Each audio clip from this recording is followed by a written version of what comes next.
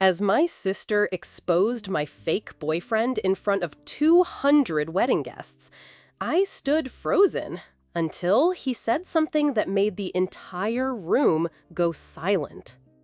I never expected a navy dress to feel like an act of rebellion.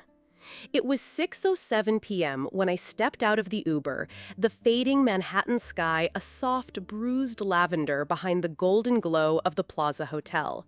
The doorman gave me a polite nod, as if I belonged. I didn't feel like I did. Not here, not tonight. Inside, a string quartet played something elegant that nobody really listened to, and the lobby smelled like money and heirlooms. I adjusted the neckline of my dress, a minimalist, asymmetrical piece I'd fallen in love with during a midnight scroll, and stepped toward the ballroom doors, alone. My name is Aubrey Lane, 33 years old, director of brand strategy at Luminex, an AI startup making waves in the ethics space. And tonight, I was the only person in my family who didn't come with a +1. As I pushed open the ballroom doors, a sudden hush swept through the air like someone hit pause. Conversations dimmed. I felt 100 half-interested glances grazing over me, cataloging details like human spreadsheets. Still single, still career-obsessed, still the odd one out. I caught a glimpse of my mother, Evelyn, across the room. Her smile tightened the second her eyes met mine. Less welcome, more inspection. Dad, Harrison, barely looked up from his bourbon. And of course, Monica, my older sister in a blush pink designer gown, was already whispering to her husband with a smirk that curled like cigarette smoke. Called it. She came solo. Again. I knew she'd say that. I just didn't expect it to sting quite this much. I should have walked out then, but I didn't. I smiled like I'd rehearsed in front of the mirror that morning, nodded at the wedding planner fumbling with her iPad, and headed toward the cocktail tables like I had every right to be there. I hate weddings. Not because I hate love, but because weddings, especially family weddings, aren't about love. They're about optics. And in a family like mine, where Monica married a hedge fund heir and my cousin Harper's getting married in the plaza, your value is measured in how well you perform the part of complete woman. Translation, married. Preferably to someone with stock options. When I reached the end of the room, I spotted my cousin Harper, the bride, radiant in a gown that looked like it required insurance. She waved at me, genuinely. We'd been close once, back when catching fireflies was more important than catching husbands. "Aubrey, so glad you made it." "Wouldn't miss it," I lied. I stood near the window with a glass of something sparkling, watching the reflection of myself in the glass instead of the guests. Behind me, Aunt Lydia was laughing too loudly, Uncle Barry was drunk already, and someone, God help me, was playing matchmaker without even talking to me. "Eli's here tonight," I overheard. Tall, recently divorced, tech money, Aubrey's type, right? I swallowed a mouthful of drink and wished it were stronger. It had been 7 months since my last relationship, a slow, disappointing unraveling with a man who called my job intimidating and preferred women who didn't overthink brunch. After that, I decided being alone was better than being misunderstood. Still, there was no armor thick enough for this moment, not when even the air in the room felt curated to emphasize my aloneness. And yet, as I scanned the room for an escape route or at least an edible canapé, the ballroom doors flung open behind me. Hard, like a scene from a movie. Heads turned, the music faltered. And there, standing in the entryway in a perfectly tailored graphite suit, was a man no one had expected, including me. And the moment his eyes locked on mine, my glass stopped halfway to my lips. There was a moment, a heartbeat maybe, when I thought the entire room had collectively inhaled and forgotten how to exhale, because there he was, Dorian Ellis. Tech magnate, reluctant billionaire, CEO of Aetherus Dynamics, the guy whose startup revolutionized predictive AI in healthcare. I'd seen his face on magazine covers, read a dozen speculative op-eds about his dating life, and heard him speak, once, at a TEDx talk about ethical disruption. He wasn't just unexpected, he was impossible. And he was walking toward me. Correction, he was making a beeline toward me. Every step he took seemed to fracture the expectations in that room. Conversations stuttered, flutes of champagne paused midair. Monica's jaw, bless her soul, actually dropped. I watched her try to recover, like someone clutching pearls that weren't there. And me? I stood frozen, a glass of sparkling shame in one hand, and every insecurity I thought I'd buried erupting like fireworks under my skin. Dorian stopped exactly 3 feet in front of me. Up close, he didn't look real, more like someone AI generated with impeccable bone structure and an unfair jawline. But it wasn't just his looks, it was the way he looked at me, like he knew me. Not recognized. Knew. "Sorry I'm late," he said, voice low, gravelly, a touch amused. "Traffic was brutal." He reached out and, God help me, brushed a kiss on my cheek, like we'd done this before, like this wasn't the first time he'd touched me, like we were a we. "Play along," he whispered in my ear. "You looked like you needed a rescue." And I should have said something. Anything, but I just nodded, because honestly, I did need saving. From the judgment, from the pity, from the version of myself I became around my family, shrinking, bracing, exhausted. "Took you long enough," I heard myself say, a line from nowhere. My voice was steady, cooler than I felt. He smiled at that. It wasn't some PR smile either. It was warm, genuine, dangerous. Behind him, I saw Evelyn, my mother, straighten in her chair. Her eyes widened like she'd seen a ghost in a designer suit. Harrison, my dad, actually stood. And Monica? She looked like she'd just witnessed a stock market crash that hit only her portfolio. Dorian turned to them casually, hands slipping around my waist. "You must be Aubrey's family," he said, offering his hand to my stunned father. "I've heard. A lot." It was smooth. Too smooth. A man like him playing my pretend partner in the middle of my cousin's wedding reception? This wasn't a rescue. This was a takeover. The wedding planner scurried back over, her eyes flickering between us like a malfunctioning Roomba. "Mr. Ellis, oh, you're him. We didn't know." "Aubrey wasn't sure I'd make it," Dorian cut in, smiling like this was all planned. "International meetings, time zones, the usual chaos." She nodded frantically, already recalculating the seating chart in her head. "We'll move you both to the VIP table, of course." And just like that, I was upgraded. The singles table, where I'd been exiled with a 16-year-old cousin and my Aunt Gertrude's new bridge partner, was forgotten. I was suddenly attached, paired, proper, the version of myself my family always wanted me to be. But here's the thing. It wasn't the promotion that rattled me, or the whispers, or the way my mother instantly shifted from pity to pride. It was this man, Dorian Ellis, pulling off the best improv I'd ever seen. And me, playing along like it was the most natural thing in the world. And in the quiet between movements of the string quartet, I heard it. Monica, low and sharp to her husband. "Who the hell is that? And why does he look at her like she's the main event?" For the first time that night, I didn't shrink. I smiled. The strange thing wasn't that I was suddenly the center of attention. It was how natural it started to feel. As Dorian and I were escorted across the ballroom toward the VIP table, I noticed the subtle shift in posture around us. People sitting a little straighter, turning a little slower, like extras in the scene they didn't realize had been rewritten. The table itself was strategically placed near the stage, with crystal place settings and menus printed on cardstock thicker than my apartment lease. Dorian pulled out my chair like it was instinct, not performance. He didn't miss a beat. The hand on my lower back lingered just long enough to be convincing, a whisper, not a statement.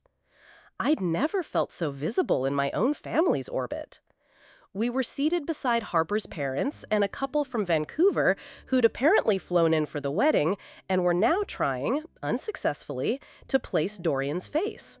He, of course, made small talk like he was born to do this. Charming, intelligent, impossibly polished. And me? I laughed when I was supposed to. I made a few jokes. But underneath it all, my mind was still spinning from the collision course I'd been put on. Because this wasn't just a rescue mission anymore. This was turning into a psychological thriller. And I wasn't sure if I was the main character or just the unreliable narrator. The first crack in the mirror came 20 minutes later. Monica slid into the chair beside me with a smile so sweet it could have been legally classified as artificial. Her husband trailed behind her like an exhausted consultant, phone in one hand, glass of bourbon in the other. "Oh, Bree," she purred, "you didn't tell anyone you were seeing someone, let alone him." She turned to Dorian. "Sorry, Mr. Ellis, is it? I read that Forbes profile. Very impressive." Her voice dripped curiosity like honey over daggers. Dorian, unbothered, extended a hand. "Just Dorian, and you must be Monica. Aubrey's told me stories." "All good, I hope?" Her eyes never left his. "Mostly." His smile was soft but unreadable. "So," she leaned forward slightly, like a lioness getting a whiff of the hunt. "Where did you two meet?" I froze. This was it, the moment the lie might unravel. But Dorian didn't flinch. "Wilson Foundation Gala, March. Aubrey was on the marketing panel. She made an offhand comment about narrative resonance in digital branding that had me rethinking our entire launch strategy." My mouth opened slightly. That was true. I had been on that panel. I had said something about storytelling in tech. But, "You remembered that?" I asked, almost too softly. "Hard to forget someone who steals the stage and still makes it look unintentional," he replied, his gaze catching mine like a lasso. Monica blinked, once, twice. "And how long have you two been—" She made a vague spinning motion with her finger. "A thing," I said, beating Dorian to it. "Not too long," Dorian added smoothly, "still figuring things out. But the connection was fast." "That's adorable." Monica smiled with her teeth, not her eyes. The next course arrived, a delicate scallop atop something green and unpronounceable, but I couldn't taste a thing. Monica was still watching. So was my mother, 2 tables away, whispering something to Aunt Lydia with a glint of newfound social currency in her voice. My daughter's dating Dorian Ellis. No, I have no idea either. Dorian leaned in. "You okay?" "Sure," I murmured, just trying to remember who I am in this version of my life. "The upgraded one," he said. I laughed. It startled me. The thing about pretending is, it works better when both people are acting. But Dorian wasn't acting. Or if he was too good at it. His kindness wasn't performative. His attention didn't feel borrowed. And the way he looked at me, it wasn't just for show. Somewhere between the entree and the awkward champagne toast, I stopped feeling like an imposter. We drifted into a conversation about my work, how storytelling and trust were now the biggest commodities in digital marketing. He told me about a VR empathy project he was quietly funding, aimed at increasing emotional intelligence in children with autism. We talked about San Francisco, Barcelona, and one indie sci-fi director we both loved, but agreed had no idea how to write endings. And then the music started again. Slow, sweeping, romantic. The DJ's voice rang out, "Let's get all the couples on the floor." I turned to Dorian. He was already standing, offering his hand. "Shall we make it look convincing?" I hesitated, but only for a second. The ballroom was bathed in amber light.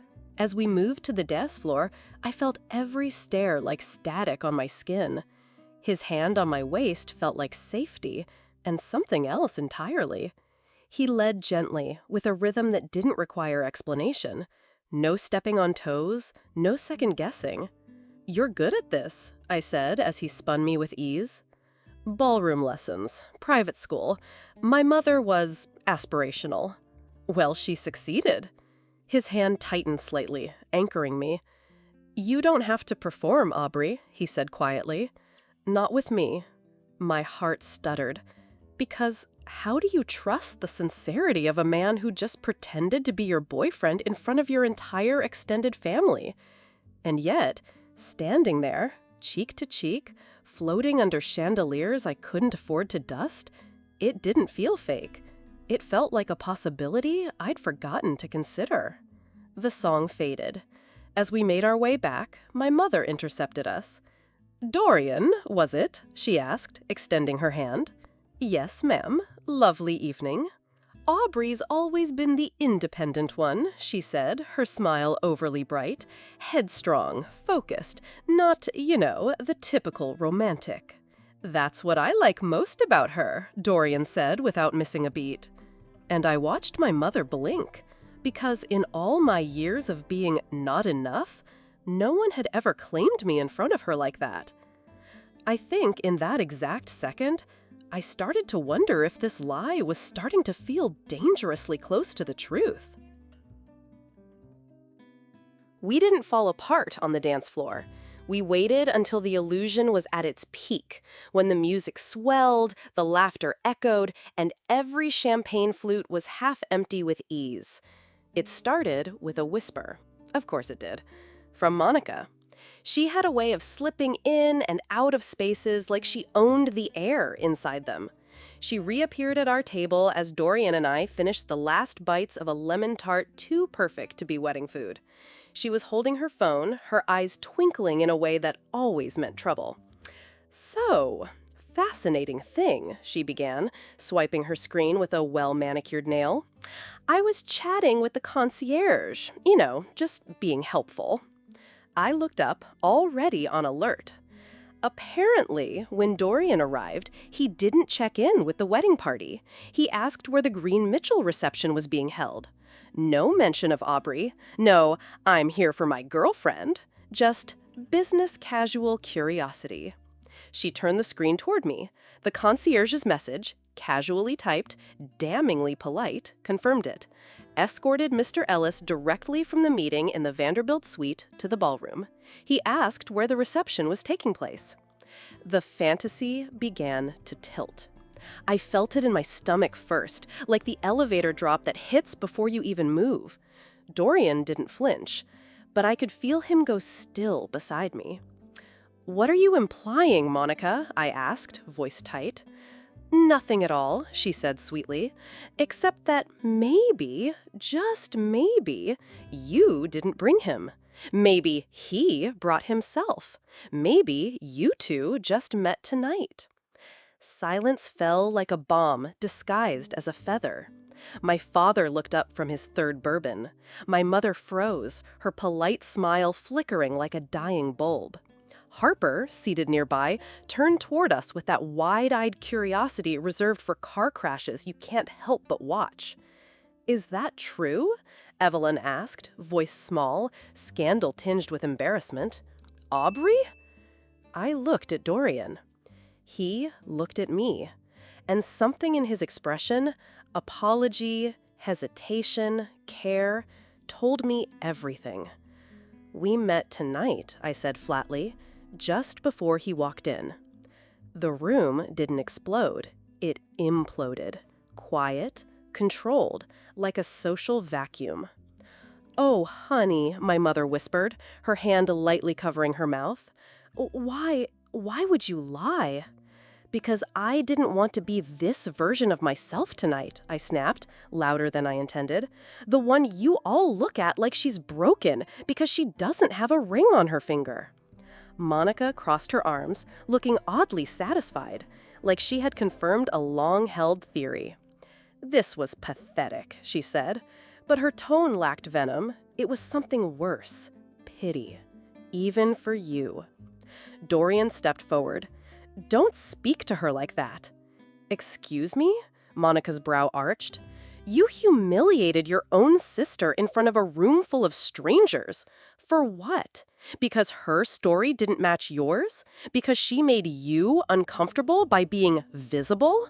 His voice didn't rise. It didn't need to. It carried weight, not volume. This wasn't her idea, he continued. I heard what you said when she walked in. I watched her stand alone while people measured her worth by her relationship status. I stepped in. He looked at me then, something unspoken dancing behind his eyes. And somewhere between pretending, I stopped pretending. I stared at him, heart a mess of contradiction. Grateful, angry, ashamed, curious. Why didn't you just say that? I whispered. Because I didn't know if I meant it until now. And there it was. The thing no one says at weddings. Not every confession comes dressed in romance. Some come wrapped in chaos, built on shaky ground, whispered too late. Aubrey, my mother said gently, like I was made of glass, why didn't you just come alone as yourself? Because myself has never been enough for you, I snapped. Because the last time I came to a family event solo, Monica tried to introduce me to her dentist's twice-divorced nephew between speeches. Because you talk about my career like it's a consolation prize for failing to be loved. That landed. My mother paled. Monica blinked like she'd been slapped. No one said anything. Dorian took a step back. I'll give you some space. Wait, I said, softer than I meant to. He paused. This started out as fake, but tonight wasn't all pretend, was it? Not for me, he said. But it was still built on a lie. A temporary one, he replied. We can rewrite the next part, if you want. I didn't respond. I couldn't. Not yet. Because the humiliation still clung to me, because my family was still watching, because I didn't know if I wanted to rewrite anything or burn the whole script. Dorian gave me a nod, turned, and left the ballroom with that quiet grace he carried like armor. I stood there, alone again. But something felt different this time. This wasn't the kind of loneliness that came from being judged. It was the kind that came after setting a boundary, after speaking a truth so raw you didn't know if it would be heard or rejected. I turned to Monica. You didn't need to expose me like that. You didn't need to fake it. But I did, I said, because for once I wanted to feel what it was like to be enough. Her face softened for just a second. Maybe you should try believing that first. She walked away before I could respond. I grabbed my clutch from the table, nodded briefly to Harper, who mouthed, "Call me later," and slipped out the side entrance. The New York air hit my skin like truth. And for the first time in a long time, I felt like maybe the lie I told wasn't that I had someone, but that I needed someone to feel whole. The next morning, my apartment felt smaller. Or maybe I felt too big for it. I sat cross-legged on the floor beside my coffee table, cradling a lukewarm mug of French roast I hadn't touched in over an hour. The only sound was the low hum of traffic and the occasional bark of a dog on the street below. Last night kept playing on repeat like a film I couldn't escape, except this time I wasn't the heroine. I was the twist ending everyone whispered about on the ride home. I hadn't heard from Dorian, and I didn't blame him. What started as a moment of audacity had unraveled into an emotional minefield, one that left both of us wounded, unsure if the spark we felt was real or a side effect of pretending to be more than we were. That's when my phone buzzed. Tessa Bloom. My best friend, my therapist in denial, my moral compass. Bringing pastries, you don't get a say. 10 minutes later, she was in my kitchen, opening cabinets like she lived there, which, if we were being honest, she practically did. "So," she said, setting down a pink pastry box and eyeing me with surgical precision, "on a scale of 1 to catastrophic meltdown, where are we landing?" "About a 9.2, I admitted. "Solid," she nodded. "Let's fix it." We sat on my couch, a croissant between us like a peace offering. I told her everything. Not just about Dorian, but about Monica, about the weight of being the other daughter, about the 1,000 tiny moments that had made me feel like my accomplishments were just placeholders until a husband arrived. Tessa didn't interrupt. She just listened, one eyebrow raised, almond croissant crumbs on her jeans.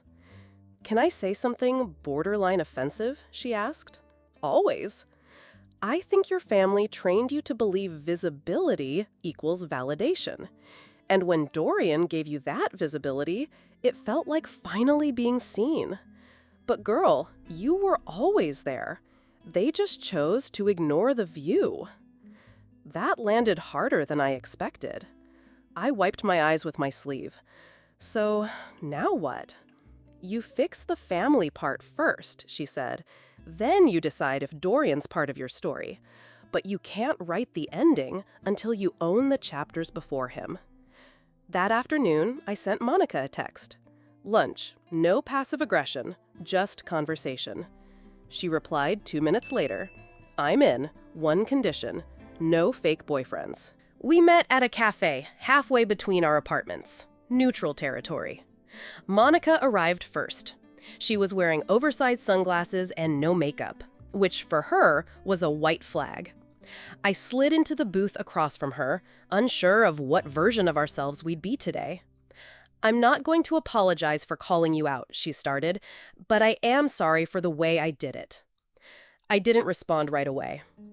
"I shouldn't have lied," I finally said, "but I felt like I had to perform just to survive, being in the same room with you, with Mom, with everyone." Monica stirred her iced coffee, avoiding eye contact. "You think I don't feel that pressure too?" "You are the pressure." She smirked. "Touché." Then she exhaled, long, slow, heavier than expected. "Look, the truth is, my marriage is falling apart." That derailed me. "Spencer's seeing someone," she said, almost like a joke. "Someone named Kylie, with a Y." I blinked. I had no idea. "No one does. I've been playing a role too, the perfect life one. You're not the only actress in this family." And suddenly, I saw her, not as the polished older sister I'd always resented, but as someone just as lost as I was, someone trying to hold a crumbling image together with duct tape and denial. "So what do we do with all this truth?" I asked. "Maybe we stop using it as a weapon," she said, "and start using it to rebuild something that isn't fake." We ate in silence for a while. Then she smiled, soft, genuine, uncertain. "He did like you, you know, Dorian. That wasn't acting." "I don't know what to believe." "Then ask him." Later that week, I drove to Westchester. The house looked exactly the same. Flags still waving, lawn trimmed to military precision, porch chairs untouched but perfect. But for the first time in years, I didn't feel like I was returning to be measured. I was returning to speak. Evelyn answered the door in pearls and bare feet. "Aubrey, we weren't expecting you." "I know, that's kind of the point." She stepped aside. "Your father's in the study." "Good. I want to talk to both of you." We sat in the sunroom. I told them everything. The truth, the fake relationship, the real feelings, the years of feeling less than, the silent comparisons, the emotional arithmetic I'd been forced to do since I was a child. My father sat back, quiet, taking it in like a quarterly report. My mother cried. "We thought we were encouraging you," she said, voice cracking. "We didn't realize we were ranking you." "You weren't listening," I said. "That's what hurts. You loved the idea of me, but never made space for who I actually am." "You're right," my father said. "It startled me. We were wrong. No excuses, no backpedaling, just a few words that felt like renovation. Before I left, Evelyn hugged me longer than she had in years. Her whisper in my ear was almost broken. "You were always enough. I just didn't know how to say it." When I got home, there was a box at my door. No note, just a single item inside. A green blouse. The exact shade I'd worn at the conference in Chicago, the day Dorian Ellis saw me before anyone else did. I didn't need a signature to know who it was from. And for the first time in weeks, I smiled without apology. The next day, I wore the green blouse. Not for anyone else, just me. It had sat folded on my bed all night, as if waiting for permission to mean something again. That morning, I picked it up, ran my fingers along the collar, and thought about who I was the first time I wore it. Hopeful, guarded, quietly brilliant, and completely invisible to the people who mattered most to me. But Dorian had seen me then. Not through the lens of family expectations or romantic pretense, but as a professional, a voice with something worth saying. And that meant something I couldn't ignore anymore. By noon, I texted him. Me, green blouse in action. Coffee? Not a gala, not a wedding, just us. He replied 5 minutes later. Dorian, name the place. I owe you something real. We met at a bookstore cafe downtown, the kind with uneven wood floors and mismatched chairs that somehow still felt intentional. He was already there, tucked in the corner near the window, wearing a soft gray sweater that made him look less like a mogul and more like a Sunday morning. He stood when he saw me, still the gentleman, even outside the spotlight. "You came," he said. I said coffee, not an engagement. He grinned. Fair. We sat. We didn't rush into small talk. We just breathed. It felt different than before. Not tense, not awkward, just quiet, comfortable. "I wasn't sure you'd want to see me," he said, fingers tracing the rim of his mug. "I wasn't sure either," I admitted. But then I realized I couldn't let the most unexpected, oddly cinematic moment of my adult life just fade out. He chuckled. "I did make a hell of an entrance." "You did. Though, honestly, the way you stood up for me afterward, that meant more."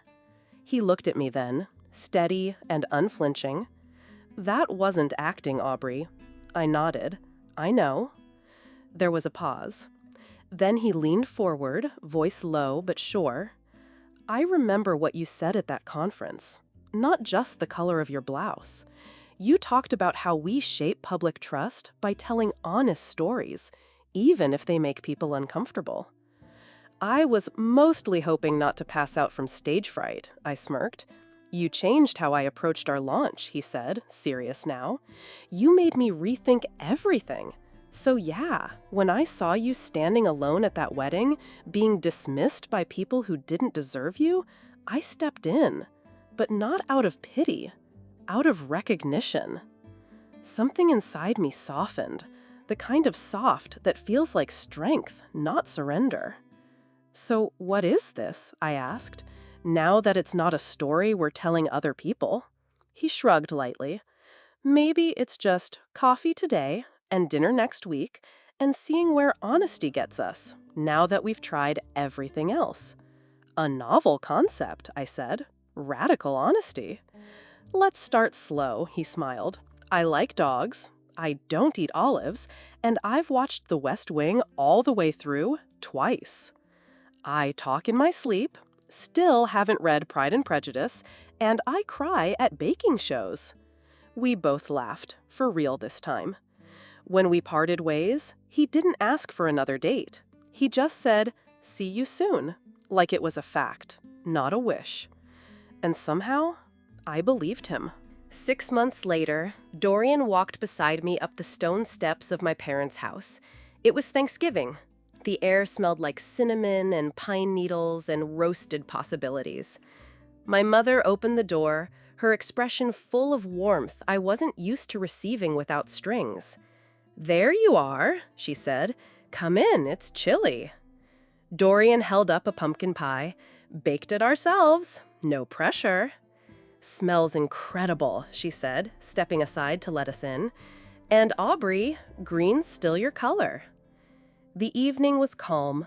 No one asked when we'd get engaged. No one whispered about appearances. My father even asked my opinion on a marketing campaign he was running at his firm. I nearly dropped my wine. Monica arrived late, alone, but she looked peaceful for the first time in years. She hugged me tighter than she ever had and complimented my boots without sarcasm. That was our language now, small kindnesses instead of sharp contrasts. After dinner, Dorian and I slipped outside to the porch. "So, still pretending?" he teased. "Only when you make pie," I shot back. He reached for my hand, fingers intertwining with mine like we'd done it for years. "You know," he said quietly, "if someone had told me that crashing a wedding would lead to this, you would have called security," I smiled. "Probably." We sat there, watching the sky darken over the street we both now knew well. Not a performance, not a fantasy. Just two people, finally real, finally seen. And this time, not alone.